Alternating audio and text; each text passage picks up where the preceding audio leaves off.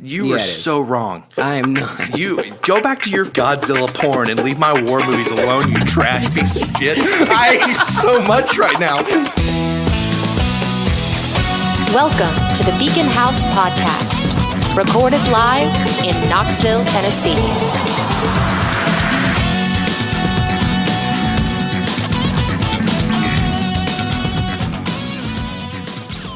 So, even though the blood was fake, I still have to go to court. Gotcha, bitch. Anyway. So what's wrong? You're trying to watch your cussing on here? Fake blood and all. My cussing. Folks, thanks for tuning in today. This is the Beacon House Podcast. I'm Spence. I'm Hunter.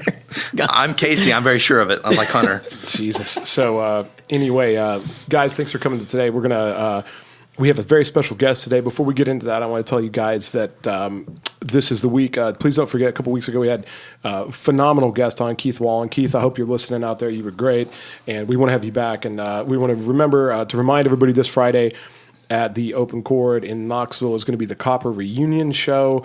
And I don't know if there's still tickets available or not. There might be. I might actually know a couple people that have extra ones. So if you guys are out, message me if you want to go on or whatever, and I'll pass the information along. But anyway... Thanks for coming with us today. How are you guys doing today? You guys all right? Doing good. How are you? I'm fantastic, Hunter. I had a shitty day. I'm glad to be here. All right. I would say let's get into that, but no. Well, no, let's not. He's that guy. Yeah. Okay, folks. Anyway, we have a very special co-host on the Beacon House Podcast today. It is our super expert on all things sci-fi and nerd. This is our turbo nerd expert, Jordan Shipley, a woman that makes no excuses. Jordan, introduce yourself. Yes, I'm Jordan. I make no excuses, unlike Spencer. Spencer, Sick I'm a burn. friend of his. He's the one who brought me on here.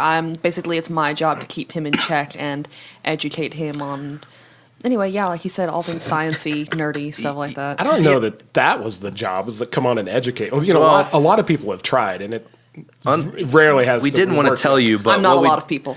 We hired Jordan to come in and kind of put you in check. You seem the last few episodes kind of get a little above yourself, so we just want someone to knock you up down a peg or two. Great. Well, you can fuck straight off. Oh, okay. Cool. Thanks. Not really, but no, actually, truth be told, Jordan's a friend of mine, and I reached out to her to come on because I wanted her to be able to talk with you guys about some of the extremely deep sci-fi, extensive nerdy stuff that you guys definitely eclipse my knowledge of some of these things. So I think maybe Jordan can jive with you guys on that level, and maybe I might learn a thing or two in the process. What do you guys think? It sounds good. I'm excited. You met my fiance right before we got going, and listening to just the two of you, go back and forth on any kind of nerd shit was blowing my mind. So, yeah, absolutely. So, what do we want to start with? What's the topic? Jordan, would you like to pick a topic? Honestly, I am good with anything. So if you guys want to pitch something, school can begin session. I actually have something here. If you guys want to, is this going to be how you're just crappy to somebody in public again? No. Okay. Oh, I actually have a story. It's a Yahoo Answers story with the greatest response ever, but it leads into my question. Okay. You guys good? I'm great. Okay, cool. I've never wanted anything more than to hear Yahoo. Great. Shut up, Spencer. The Yahoo question is it illegal to kill an ant? And it says, today I was walking down the street and there was an ant on a puppy, so I stepped on the ant to kill it. An officer gave me a dirty look, and so did a lot of other people around. So I was wondering, is killing an ant illegal? I'm super serious, this isn't a joke. And the best answer it got was, you stepped on a fucking dog. So that leads me to the next question. I'm just throwing this out there. What do you guys think is on the other end of a black hole? I'd say it's like on Ren and Stimpy, and it's like a pile of all the left socks that have ever been lost in the history of the world. I like That's that. the best answer anybody's going to give. Do you see why we brought her on? Yes. Okay, so next topic, we're done. But no. Seriously, though, I kind of want to know, what do you guys think? What do you guys think? Not to get all serious, but they recently measured some stuff coming out of a black hole for the first time ever.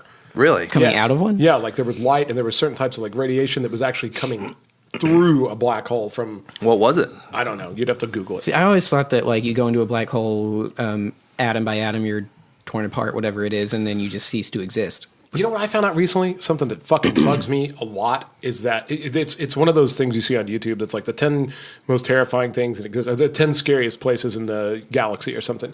And one of them, like number 2, wasn't even number 1. Like number 2 was like roaming black holes. Apparently they have black holes that move through space. Oh yeah, that's one of the theories surrounding the Tunguska event in Siberia. Like back in the early 20th century, there was this weird thing that happened where like somewhere out in the middle of Siberia, there was some kind of an explosion, like literally in midair, and nothing was damaged, but it laid out a bunch of trees like flat. And to this day, nobody really knows what it was, but that's one of the theories. It's like a tiny, itty-bitty roaming black hole passed through the planet. Like through the town? It wasn't a town. It was like out in the middle of nowhere. But yeah, that's one of the theories. So a tiny roaming black hole could be small enough to just like go through the convenience store or something. Like one could show up in like your oven or something like that. Oh yeah, I don't know. Do I look like a roaming black hole expert? I just know this weird thing about the Tunguska event. That might be where the fucking socks really go. There's a roaming black hole in the dryer. God damn. Actually, oh my God, you're right. Speaking of where the left How socks are you go, going to segue out of that? well, whenever you have a washer, if you He's notice not, that's that how. the washer itself, like the basket that holds the clothes, isn't completely connected, and there's like a lip at the top. And a lot of the times, you put socks on top of your load of laundry, which a lot of people do. They put all the heavy stuff at the bottom, put their socks on top. The water fills up and knocks socks over into the side. So if you actually were to open up a washer, you'd find the socks inside around. They'd be like the inside. cleanest fucking socks ever because they've been washed a million times. Or they'd just be threads at this point. Yeah, they would be shredded. But you Much know, like what yeah, happens when what you enter a said. black hole, right? You Atom tried, by atom Spencer. torn Is this Yeah. what they mean by string theory? Oh my No, God. that is not at all what they mean by That string was theory. reaching. Guys. You're better than Give me that. your glasses. Spencer, hush. You don't deserve to wear glasses. Just deserve to wear stop, glasses. Spencer. Guys. No. Are those even? Are there lenses in those glasses, or are they just for looks? They're just Jab him hipster and find glasses. out. No, there are lenses in these glasses because I can see your scathing sarcasm from over here. So like, if I were to reach across and break those glasses, like How about we right just all now. be friends? How about you calm down and we just get back to talking about nerds? Okay, how about All this? right. Let's get into some nerd stuff. Let's go to one of Forget these. my black hole thing. I just. Wait, are you really not done with the black hole? No, that was just a whole misdirection thing from the story that I thought would get Hunter again No to shit, laugh. I could and it tell. That's totally why I nailed moved it. on from it. Now, anyway, so, but beyond that, what do you think is the greatest like nerd centric franchise ever in history? Is it Star Trek? Is it Star Wars? Doctor Is Who. it, what? Doctor Who. You say Doctor Who? That depends on it. Sorry, What? you Go ahead. You go. Hunter. You go. You take a minute. You go. I'd say that depends on what your definition of greatest is. We're talking about nerdiest franchise ever, most popular franchise ever. Do all of them. What's Okay, the nerdiest? so if- the nerdiest franchise. Nerdiest of all time, that I could actually talk a lot about. So I'll go with the other one first, actually, because fuck you. Probably the most successful one ever would have to be Star Wars. Just for me, like everybody loves. But Star is it Wars. it's the most successful? Financially definitely. speaking, right? Financially No, speaking, I mean, there's video games, there's action Well, there's figures, no- there's there's no TV question. shows. No Yeah, question. Star Wars is definitely the most commercially successful. But what- nerdiest? I mean, the nerd. Like, where are you going to find the deepest nerds? the nerdiest of the nerds. That would. I don't know. Star Wars That- gets pretty. I mean, you have people Star that are Wars getting gets have pretty- Star Wars weddings, Star Wars funerals, Star Wars. I mean, like they're naming their kids. Well, then you after- could also just talk about what exactly constitutes a nerd. But I mean, like, so. Well, you know, somebody that's super into like the established lore of Star Wars is definitely a contender. Star Trek, I'd say, is a big one. I feel Let like me see. Star okay. Trek is a big one. Lord of the Rings, Dune. Dune is, I think, You're a big big on contender. Dune. I wouldn't say big on it, but I will actually. You know what? I've read 5 out of the 6 main books, so yeah, maybe I am big on it. How does But- somebody under the Hey, age wait. of What is 38 Dune? Wait, are you I'm shit? just kidding. Okay, I It's was the about. prequel I to was- Tremors, Casey. Oh, is it? I love it. Then I love Tremors. Tremors was great. Okay, so basically, my dad loves the David Lynch movie, like back in the 80s, and I don't know why. I don't know. I didn't realize anybody actually liked that movie, but my dad does for some godforsaken reason. Wait. Dune, you mean? Yeah, Dune. David Lynch did Dune? Yes, Yeah. you didn't know Yes, that. you didn't know that? Okay. Why do you think Twin Peaks is so weird? I didn't think it was because of Dune. I love Twin Peaks. And I thought love it was David 'cause Lynch. Did you not Lynch see went in into Dune? They have like a whole cafe episode where they talk about coffee and dance all weird. That's not strange. happen. That doesn't happen in Dune. You're a cock. Also, Colin McLaughlin was in Dune and in Twin Peaks. Sarah McLachlan was in Dune. That is not at all what Colin I just McLaughlin was said. in Dune. Okay, I got to go back and watch Dune. I remember, Yes, all I you remember is do. like the people wore these weird outfits. They were sort of out in like Called the desert, still suits. and Sting was in it. Like, Did she save the puppies in Dune? There were no puppies in Dune. Oh, there was good. just worms. Good. Lots of worms. And I hope they all died. Bugs are No, They gross. don't. Kevin Bacon no. got him. Bugs are gross. What? Kevin Bacon. Good. Got him. There Good. was no Kevin Bacon in Dune either. Oh my god, I'm so confused. What is Dune? Shit. So this is a good chance to actually answer your question, and then before anyone gives me shit, jump over to Dune again. Okay. Out of just nerd power, Godzilla has a suffix that has entered the modern lexicon a Here long we time go. ago. That's all I'm saying. Talk People about use it in Godzilla everyday again. fucking talk. So Dune, you've read 5 books out of 6, right? no, let's go back to Hunter talking about Godzilla again. Don't just like show us a picture of your armpit and then go running off to have spring break. Let's see. That's actually the perfect analogy for him bringing up Godzilla for the 100th time. Thanks, Casey. Was that a compliment? No. Oh, great. So, what were you? Wait, about Godzilla. Well, you said like, what elaborate. is the nerdiest franchise or whatever? It or is something not like Godzilla. That. No, that's what I'm saying. It's not. But because we started to break it down between like most popular, most successful financially, yeah. the most It's none the of those most things. successful and impactful one. As far as like modern Western culture, would Star be Trek. Godzilla still no because Hang on, people explain why. Because what is it? That's, because there's like Bridezilla when something's big or fat. It's Xzilla if it's really angry. Again, Bridezilla it has a Zilla on it. Fucking. That's all. Like people use it in everyday language, and it evokes an idea of what you're trying to describe that is otherwise indescribable because people immediately go giant mutant. I feel lizard like or Star something. Trek has a lot of those too. A lot of people in every day, does. they'll say, "Beam me up, Scotty," or Live long It and does. prosper. No, that's "Live true. long and That's true. prosper." Yeah.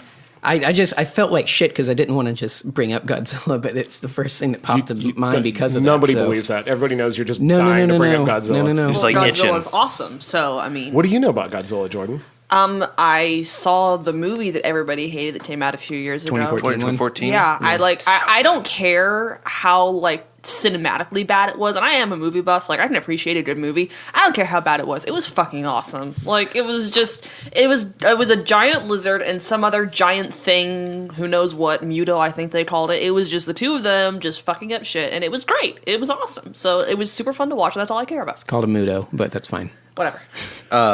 I really liked. Too late. That was the most awkward thing I've ever seen in my life. So I really like the 2014 Godzilla. The only thing I wish they had done more of was less of the human story. Like I could care less about the love interest between the two characters. I wanted more Godzilla fighting and walking around. Like they waited to the last 30 minutes to show him in like full form, actually going crazy, kicking ass. And I was like, man, this is a 2.5 hour long movie. If they could have given me at least an hour of Godzilla, it would have been great. But the last 30 minutes is what I get. And that was the best part of the movie. At least they did it while he was under heavy clouds in a gray city at night fighting black monsters. Okay. That was good.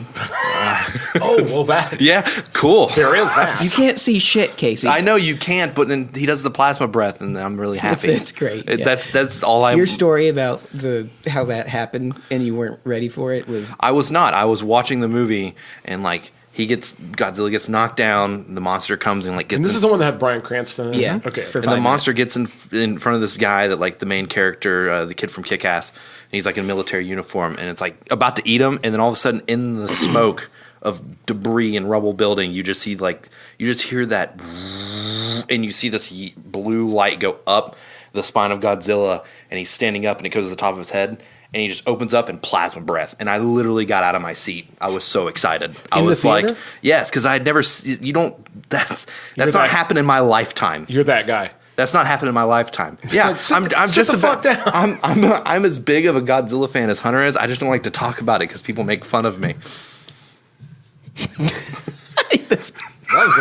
That was a fucking backhanded sad. compliment to your fucking friend. Shit. Okay. Well. Okay. Okay.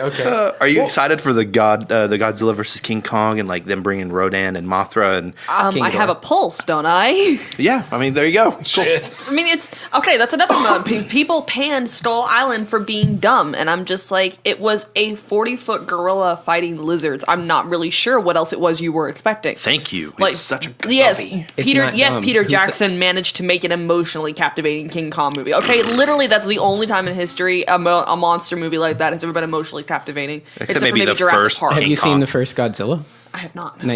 Okay. Go back and see Beacon House podcast episode number 3. The world needs a Haro. Yeah. Haro. Haruo. Haruo. Yeah, Anyway, you we go didn't on- butcher it at all. Yeah. So you're No, good. there's a great segment in that podcast about which Hunter very eloquently describes like the After Casey took it from me.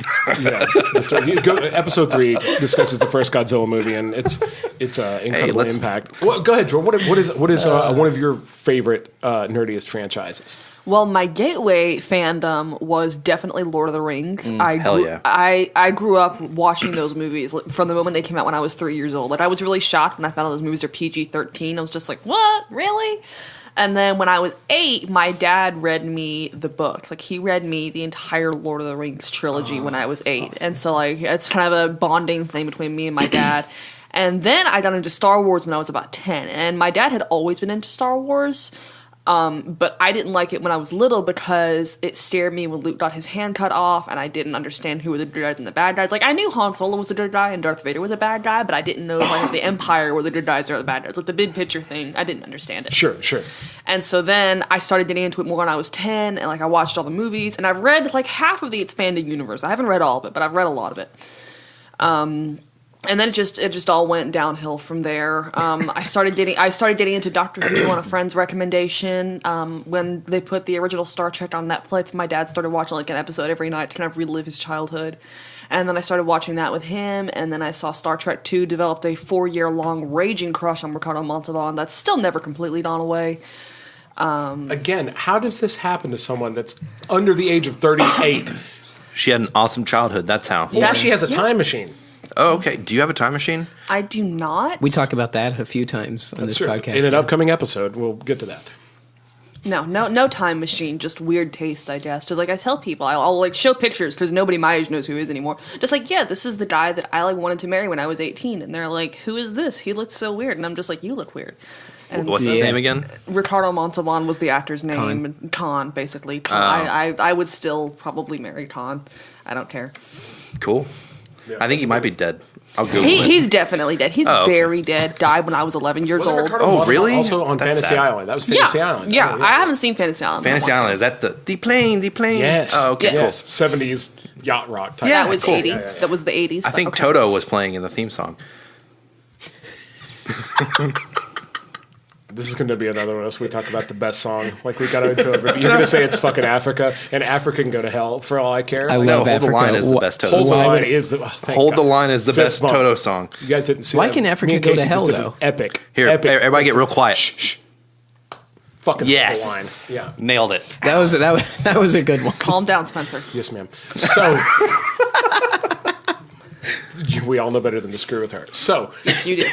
I think this episode should be called the Shipley House Podcast.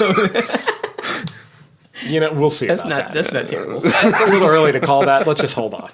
How about this? What are some of the things? Like, okay, how about this? There's a movie I haven't seen that these two have seen. They claim it's like the greatest space movie of all time, Interstellar.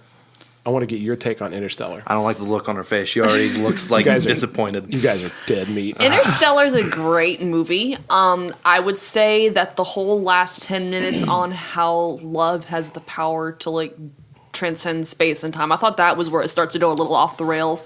Mainly, I'm just not sure why when a movie like 2001 exists, you'd say Interstellar is the greatest space movie of all time. Ooh, shit. Because I feel like Interstellar is our generation's Space Odyssey 2001. Well, yeah, that's a fair point, but like you can't say it's the greatest space movie of all time. Like our generation, yes, I'd say that's a valid assertion. Our all time, no, it's 2001. I have not seen 2001, so that's Open part the of pod bay it. doors, Hal. But I never said that. I just said that Interstellar was like my favorite space movie because of the emotional impact. The 10 minutes at the end I'm a sucker for anything that's like love has tangible power and therefore will do X, Y, Z. Oh yeah, and you know, it could have been worse. Like I'm not a huge fan of the first Guardians of the Galaxy movie. Like everybody loved that movie, and I didn't understand why. But like, I absolutely hate the part at the end where like they defeat Ronan with the power of friendship. I'm just sitting there like, am I actually watching this? Is this really Marvel or is it My Little Pony? I don't understand what's going on here. I was waiting for Captain Planet to come out at any moment and like kill him. It was horrible. You know, the Marvel movies being what they are, trash. Again, they are trash, but they're good trash. Yeah, it's like junk food. No, get into it. Get into it. Well, again, I just don't feel like I can because I listen to Creed actively. So, hey, there's nothing wrong with junk food. Just know when you're consuming junk food to be like, hey, this is trash. Maybe this is the result of me not being able to eat junk food. That's why. Yeah, I mean, the Marvel movies they're fun, but they're very formulaic. They're reliably entertaining, but very rarely do you have a genuinely good Marvel movie. It's getting to the point now, since Netflix has Marvel in its pocket and they release every Marvel movie, right before they go on DVD on Netflix, that why go to the theater to watch? Just wait a couple months. It'll drop out. Like Infinity War, everyone's like super excited to go see Infinity War in May, and I'm just like, I'll wait until July when it's on Netflix. Because next year Disney is going to launch their own program and take all of those things away from Netflix, except and you're going to have to Marvel TV.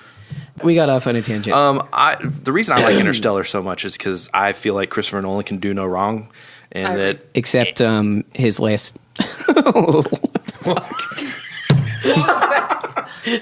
Shit!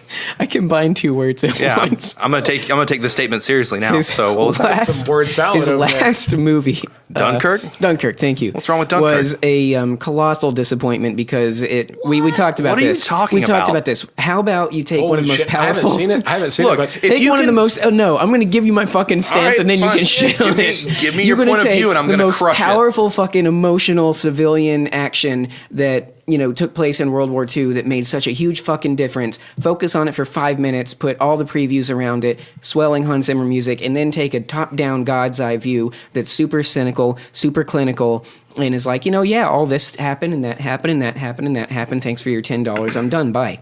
So what you're telling me is that when you have a movie like Dunkirk that covers a battle or a moment in World War II history that's very pivotal, and you only want them to focus on boats crossing the sea to get to the coast. That's all you wanted to see. You didn't want to know about you didn't want to know about the soldiers and having to be literally bomb dropped from the air. Like they didn't even use tanks because they knew they had them. The Germans knew they had them on the beach ready to drop bombs. It's like they pulled tanks back. So you don't want to know about their story. You don't want to know about them being on the pier and everyone being stuck on the pier. You don't want to know about the pilots that came in and helped take out the German pilots. Out of it. How did they take the heart out of it? That movie is 184. That movie is a Frankenstein monster. The movie is 184 minutes of 184 minutes. That can't be right. That movie is a beautiful walking corpse. No, you are so wrong. I am not. You go back to your fucking Godzilla porn and leave my war movies alone, you trash piece of shit. I hate so much right now. That movie is great. What is wrong with Dunkirk? It is a great movie. I didn't say it was a bad movie. I said so little dialogue. It's a perfect movie of like little dialogue, beautiful cinematic shots, and teaching you how to hold your breath for 120 minutes. I think that Christopher Nolan was too busy holding his breath, looking at the imaginary Oscar on his desk to make a good fucking movie. Why did you like Dunkirk so we can keep shitting on Hunter here? Well, for one thing, I like that they had like the staggered timelines. Like, one took place over the course of a day, one over the course of a week. That was really cool. It forced you to keep paying attention. The movie kept pulling you in. Like you said, the cinematography was amazing. Like the part where they're stuck in the boat and the boat is going down. The boat's been torpedoed. It's going down. The dining hall is filling up with water. The lights are going out. It was just, I found it incredibly tense, very gripping. And of course, all the scenes with the soldiers on the beach. Like, I knew I wanted to see this movie from the moment I saw the trailer for the first time in a movie theater. I was going to see some other movie. Who knows what that was. But, like, just that there was this one shot at the end of the trailer of, like, all of these soldiers clustered on this bridge waiting to be evacuated. Like, it's just as far as you can see, there's just soldiers. And then you start to hear just the whine of German engines, and they all start looking up and then ducking down as the engine sound just builds to this ear-piercing pitch, and then the whole screen just goes black.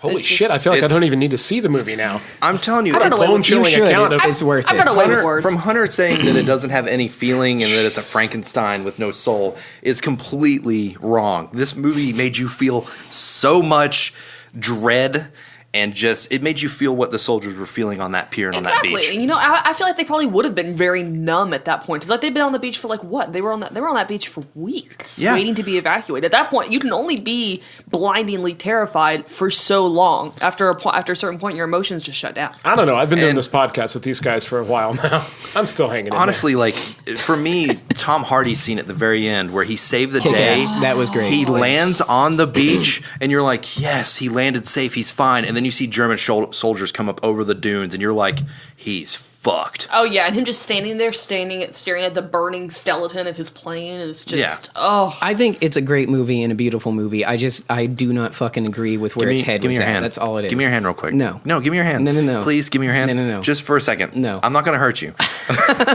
Just let me see it. I want to apologize for calling you a trash piece of shit. You're more than welcome to have your own opinion, Even when it's wrong? even when it's wrong about a movie. I'm just very, very passionate about Christopher Nolan movies, So and am anytime I. someone craps on even one of them, I get upset. I mean, that's I had fine, somebody but you crapped on Memento, and I went into like an hour-long rant about why Memento was awesome, and then you could watch it twice and have a completely That's the different movie. thing. Again, fucking Dunkirk is an awesome movie and a great movie. You're not really where good it's at watching fucking- war movies. It's cool. War movies? Yeah, war movies. Dude, I fucking love Black Hawk Down. I fucking love Saving Private Get your Ryan. Josh Hold up. Hartnett shit out Hold of up. here. Josh Hartnett was not. That was Matt Damon and fucking Saving Private Ryan. Black Hawk Down. No. That was Is Josh Josh no, Hartnett. yeah, that was Josh Hartnett. But Saving Private I feel like Ryan, we're taking the episode there's- away from Miss Shipley here. That's because you're getting squashed right now. Oh, In harm's way. What the about longest day. what about Windwalker? Shots fired. Wind Talkers? Wind Talkers, Peace Wind Walker. Talkers? Yeah, Wind Talkers with Nicolas Cage. Yeah, the John Yeah. Woo. Was that John? Was that I think John it- Woo? I think it's it John was Woo. John Woo. Was there a dove? If there was a dove, it was John Woo. Well, there couldn't have been a dove. It was on Iwo Jima. And it was also Chris or Nicolas Cage. So, well, I guess you He probably was the needed a dove. dub. Yeah. So, but anyways, talking about Josh Hartnett, I want to go into like because you're real wanna big on talk about sci-fi. Josh Wicker Hartnett? Park? No, Is that what you you're want to real talk about? big on Wicker Park? sci-fi. What about sci-fi horror? Ooh. Okay, so I have this. I feel like every listicle ever written on sequels that were better than the original disagrees with me on this. I've always maintained that Alien is a far superior movie to Aliens because it is such a great example of sci-fi horror. Yes! Like, Aliens is awesome. It is just so much fun. It's just literally that's the title tells you everything you need to know. It's just aliens. But I mean, Alien, just that constant creeping sense of like knowing it's there, knowing you can't actually trust anyone now, including the android or the ship that you're on. Like you've been set up and now you're trapped on the ship with this monster and you're out in the middle of nowhere and nobody's coming to save you and like you don't know where the monster is, but you know it's there. And I think one of the best parts about Alien is that when you rewatch it, you can see you see the alien, like you know it's there, but Sigourney Weaver doesn't know it's there. Yeah. And so like you're sitting here and you didn't notice it the first time either because it hid so well. That was a very compelling explanation. That's true. And I feel like that reason why you love Alien and think it's a superior film is why I also think The Thing is a superior film to most other sci-fi horror movies. Oh, I tragically have not seen John Carpenter's The Thing. Have I you want seen to In the That's Mouth of okay. Madness? No, I need to. That's not really sci-fi. That's more like That's more straight fantasy, horror. yeah. Yeah, but it's fucking phenomenal. And this is going to sound well, weird. and also Big Trouble in Little China. Yeah. John Carpenter's hard to The beat. Fog. And this is going to sound weird. When you go to watch The Thing, watch the newer prequel version before going back and watching the old I've 80s heard that, actually. original No, movie. don't do that. No, Don't do that. absolutely Really? do that. Don't do that. Because when Kurt Russell goes to the old lab where the prequel takes place, that happened, I think, in 2012, the fact that the 2011. 2011? Yeah. Okay. The fact that director of the prequel of The Thing put so much work and effort into making everything match up with the first one, like the aftermath of the first one, is incredible. All the way down to like an axe that's stuck in a door in the entrance. Like he opens the door, you see the axe, and you're like, I just watched the prequel, and I know exactly why that axe is there. And it's a great. I don't know. I guess it might kind of ruin. Which is why you should watch the prequel second. Prequels, by the nature of their function and why they happen, should be seen after the original story. It's interesting. That reminds me, we could pull that back to Dune. There's some debate in the sci-fi community about which order in which you should read the Dune books. Because, there was the original Dune series written by Frank Herbert, and then his son Brian Herbert and Kevin Anderson, they got together and they wrote a bunch of prequels that explain all the stuff about the Bene Gesserit and the Landsrat and how all that stuff came to be. Is that Dune Messiah and all that? Are those prequels? No, Dune Messiah was one of the ones that was written originally by Frank Herbert. Okay. But yeah, the stuff that was written by Brian and Kevin was written, it's set thousands of years before the original Dune. And so some people say that it's better to start from the very beginning chronologically with Brian and Kevin's work, and then some people, and that was what I did, but I kind of actually wish now that I'd done it the opposite way and just started with Dune, Frank Herbert's Dune, because part of the experience of Dune is you just plunge into this massive, massive novel. And you spend the first half of it just trying to figure out all of these terms, what is the Kwisatz Haderach, what is the Bene Gesserit, what is Chom, what's the Landsrat, what does any of this mean? Because Herbert doesn't explain any of that to you. You just have to figure it out from context clues as you go along. Shit. I want to go read Dune now. Well, and based on that, you make a very compelling point. Here's what I would say. My 2 cents on should the prequel be viewed before the original work. I think it depends on what matters the most to you. If you're interested in continuity, maybe you'll view the prequel first, and then you want to see how it sort of lines up. Like for instance, people that are just now watching Star Wars or something, and they're going to go watch. They're literally going to watch 1, 2, 3, 4, and they're going to go chronologically. I know. It seems like a shame to me too. Don't do that. But I would say if you want to see the intellectual progress from the original artist and that kind of thing, definitely watch the one that came out first in order of release. Yeah, in order of release. Whatever came out in the 70s, watch that, then watch the new one. And I think you can kind of piece it together where it's supposed to go back and sit before. I guess the best way to watch The Thing is to watch the original with Kurt Russell, watch the prequel, and then for fun, go back and watch the original and just watch that section. Well, no, just go watch that section where he goes into the, I think it's Poland base. Oh, yeah. Yeah, he goes into the Poland base, and you can see everything that matches up.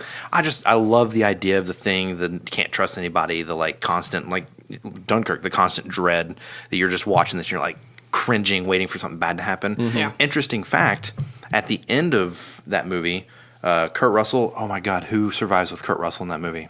What's the guy's name? Anyways, another guy survives with Kurt Russell, but a lot of people think that guy is The Thing. You think The Thing got defeated. Aren't there visual clues that tell you who it is? Kurt Russell, he's leaned up against debris, and he's hurt, and then this another guy sits down with him, and they think they're buddies. Kurt Russell's breathing air, and you can see it because it's cold. The other guy, you can't see anything because he's not there's no coldness to his breath. And then Kurt Russell hands him a bottle, and the guy takes the bottle and drinks it, and then Kurt Russell smiles, and the movie ends. What you don't know is that he didn't take a drink of that bottle, and they've been using propane or gasoline in those bottles as Molotovs to kill the Thing, and the Thing just drank gasoline, has no idea. Nice. That doesn't ruin anything. That doesn't ruin anything in the movie. Anything about no, the movie itself is fantastic. That little part's just an interesting thing. When you watch it, you'll go, hell yeah.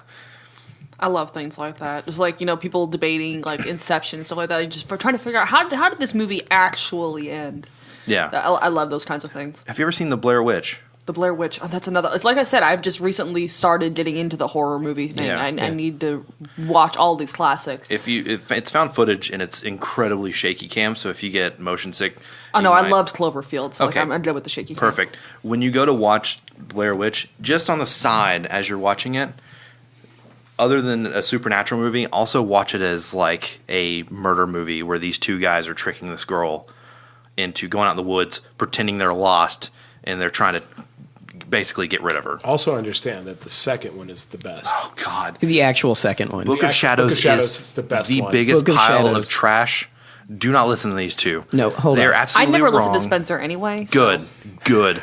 The movie's awful. It's the worst. You're still just upset that you didn't understand what you were seeing. That's I do understand what I'm seeing. I'm seeing trash. You know what we're going to do? we'll leave this on the table. Hunter and I think one way. Casey thinks another way. Jordan, at some point, go watch the Blair Witch movies, and you just come back and tell us what you think. You have 3 opportunities to see a kick-ass. Sort of like Annihilation. Like 3 of us have seen Annihilation. Hunter, you haven't seen it. We'll come back to that too. So we'll do a follow-up to this. The first one is the Blair Witch Project. Then you have the shittiest dumpster fire called Blair Witch 2: Book of Shadows. Okay. Yeah, it's awful. Yeah. And then you have the third one by Adam Wingert that just came out, which is a true sequel to the very first one called just Blair Witch. Blair Witch. Okay, I think I heard. And about that one is actually decent. Okay. Decent. That one's kick-ass, dude. Yeah. They showed me the monster. I didn't want to that movie. How does that ruin it for you? That movie, you don't need to see the monster. I disagree. You don't need to make. You don't have to have. good. But it's all CGI. You don't need it. Like, Wait a That and, minute. like, You're the big defender of CGI. I am not.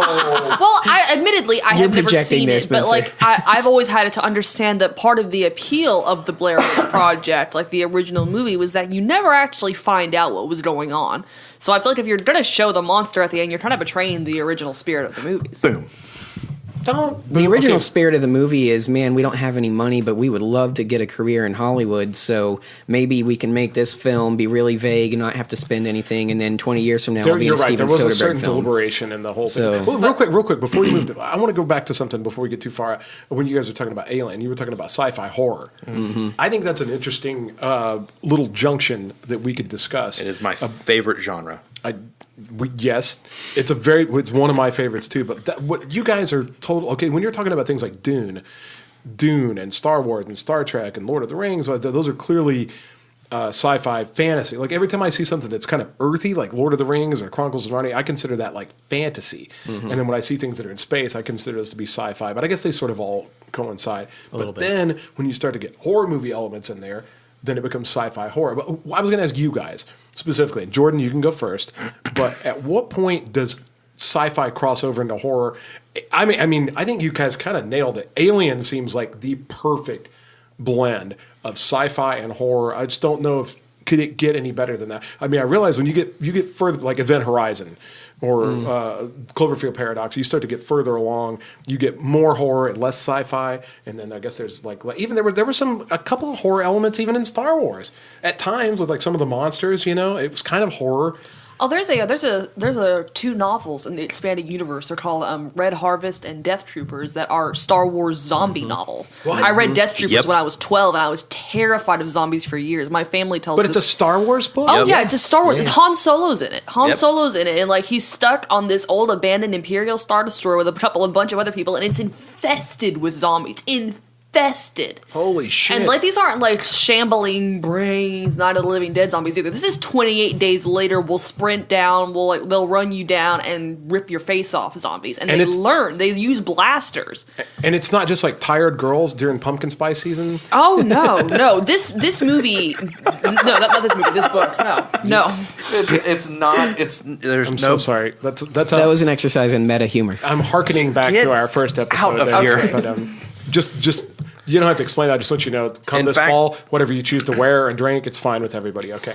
In fact, talking about those books is the first time that I was introduced to Darth Plagueis. Like I didn't Darth really. Plagueis is the best. I didn't, and I really think he's part of this new trilogy, and no one wants to You think believe he's me. Snoke? I don't think he's. I don't know if he's. I think he was a part of Snoke. You think he's like Snoke's bathroom attendant? Probably, but I also feel like he's like the reason they showed us the Rogue One movies. And I'm sorry to derail from your question. I'll get No. back to This that. is. I wanted to get into this. This is Casey, the big this the theory Knights is of Ren. awesome. Do you know Still about no, this I theory? hate it. But No. Okay. Casey's got a pretty good. We'll check this out. Check it out. All right, Okay. so the reason they showed us the Rogue One movies, one is to show us like how Leia got the plans. That's fine, but also because they're opening. That's fine. Yeah, that's fine. That's a little more. That's the they're opening up a nexus book of the whole. Anyway. giving us kind of an insight as to who these people are. And the Knights of Ren, if you look at concept art in the Force Awakens like collector's edition, because I'm a huge nerd and got that, you see the concept art for all the Knights of Ren, and the Knights of Ren are called the Heavy, the Monk, the Sniper, the Engineer, and the Rogue, and there's 5 of them. Oh, you gotta be kidding me. And I really think that Snoke, because it's said, like J.J. Abrams even stated, that Kylo Ren is younger than the whole Knights of Ren. He's just the most powerful of the bunch, so that's why he's the leader, and they are the Knights of him. And so I think that Plagueis is part of like Snoke, and that's why Snoke let Kylo Ren murder him, because it'll push him further into the dark side, and he knew that he was wavering because of Rey. And also that he is going to, I think he jumped into Hux. Plagueis is a part of Hux now, and Hux is going to get a little more evil. But also I think the Knights of Ren are going to show up in 9, and you're going to see that they're the Rogue One crew, and it'll make sense to people instead of being like, who the fuck are these clowns? It's going to be obvious. Like, they show up and it's going to be the Knights. Was it not stated? I had always thought that the Knights of Ren were Jedi that Kylo Ren took with him into the dark side, like they were. It's never fully stated that those are the people with him. Okay, interesting. So I don't know what happened to those people, other than I have a theory that maybe Snoke made them, like, basically threw one stick in between them all, like Joker and the Dark Knight, and was like, only have room for one, and made them duke it out, and Kylo Ren's the one that came out on top. That makes sense. So you're, in your theory, to clarify, the Knights of Ren are actually... The Rogue One crew. Shit. They're going to figure out what this smoke is and get the hell off this island. Yep. I'm so sorry. You shouldn't be. That was good. Yeah, that was good. Anyway, back to your original question. So about sci-fi horror. So I feel like there's two directions you can go with any work of science fiction. Break it down for us, Jordan. You can use science fiction to inspire or to terrify. And, if you want to use it to inspire, you've got something like Star Trek, where we're looking forward into the future and seeing what the world could look like, the potential of humanity. Like, James Stark's supposed to be like the ideal human. He's supposed to be what we look up to, our standard.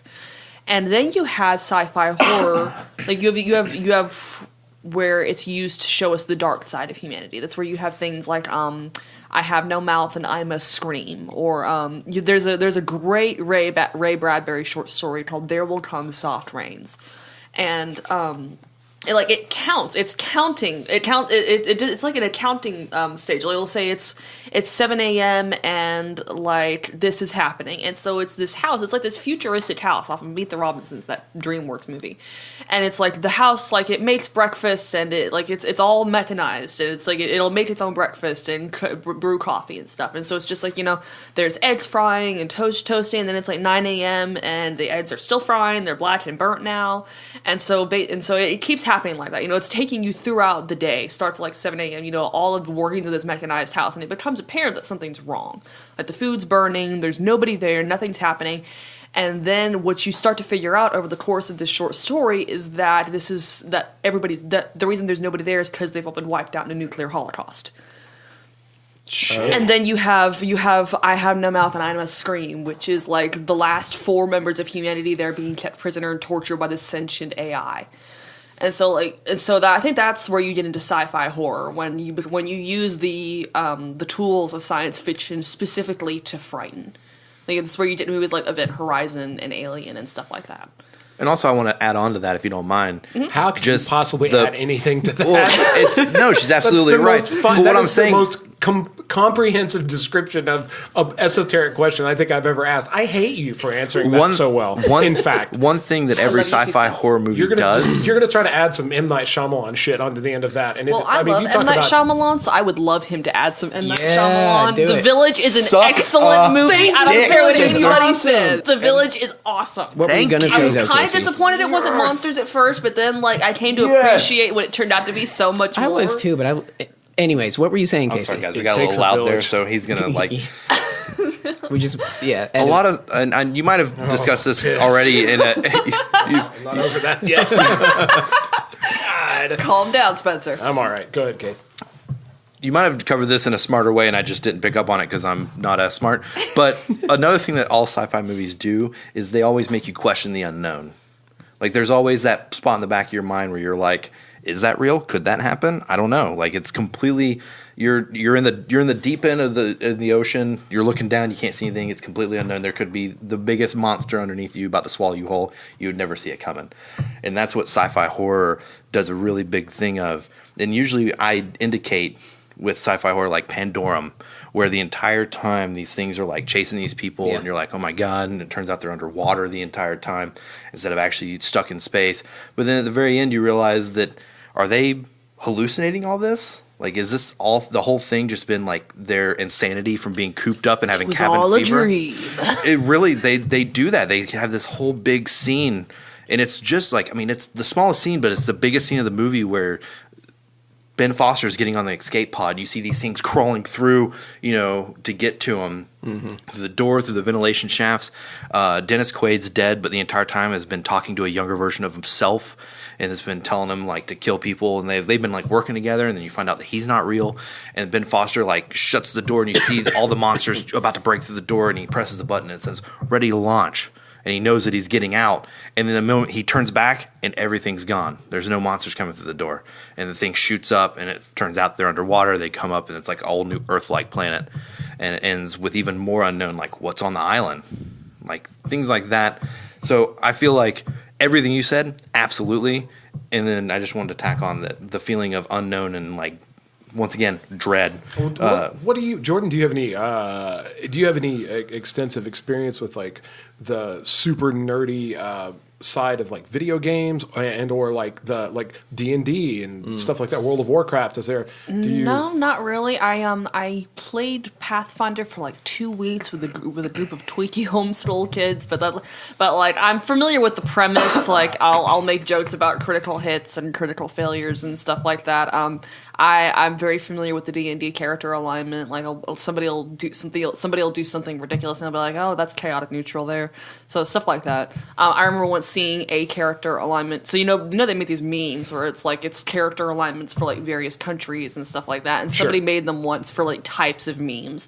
Like prequel memes was neutral evil. Trebuchet memes are lawful neutral. It was really funny. It's one of my favorite things I've ever seen. Honestly, I love Reddit. Reddit is a beautiful thing. I tell people all the time, it's only like 2% white supremacists, I swear. Yeah, it's only they're not a lot in there. There really aren't. Jordan has taught me things about Reddit. Like she's told me subreddits to go to, like scary stories and creepy stories and That's things all like I that. like.